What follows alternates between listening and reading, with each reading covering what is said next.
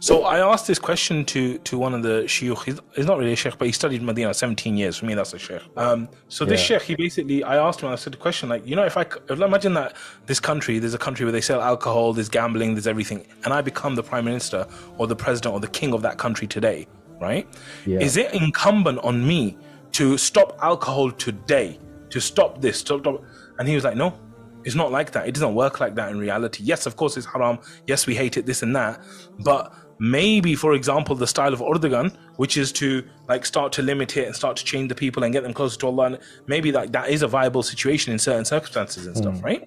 So I'm not giving a fatwa for you or for anyone else, right? But what I'm trying to show you is that the way I thought it was like, if I'm in charge today, it's an obligation upon me today to cut everything, stop, It's like, no.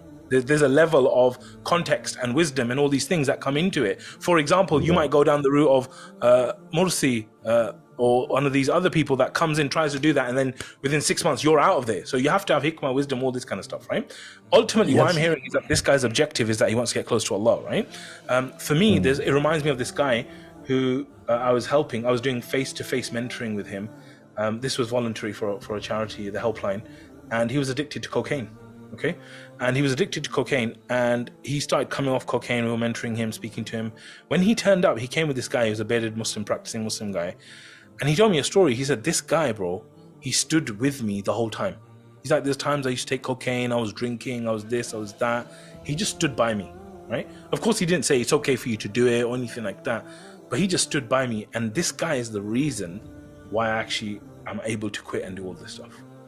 Just having someone standing by. So I think there's a real power in being around someone and being a good influence, especially when someone has no positive influence in their life and there's someone there as an influential thing.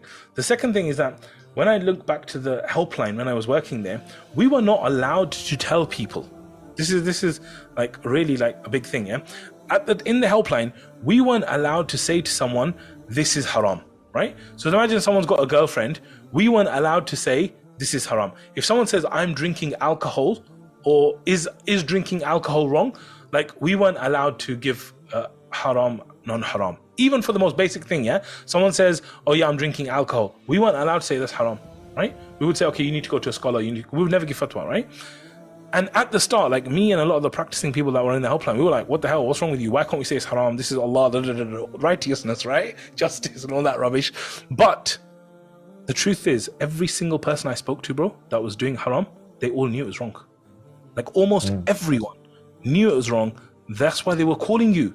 That's exactly why they called us, because they knew it was wrong. They felt it was wrong. They felt the pain, the guilt of it all, and they felt like they wanted to do something about it. So I feel like these are the kind of thoughts that are coming up in my head. At the same time, what the sheikh is saying is absolutely right. That fundamentally, this is a big issue. This is a big fitna. Right? So with this kind of situation, I would have a two-pronged approach where I would work with him and I would try to build that trust, because you're right as well, that you're new at the relationship, you don't have anything, So because he probably knows it's wrong, it's haram, this, that, and the other, I would question him. What's his thoughts about it? What do you think Allah would think about this and this, that? I just want to know what you think. This is not trying to bring judgment upon you, all that kind of stuff, right?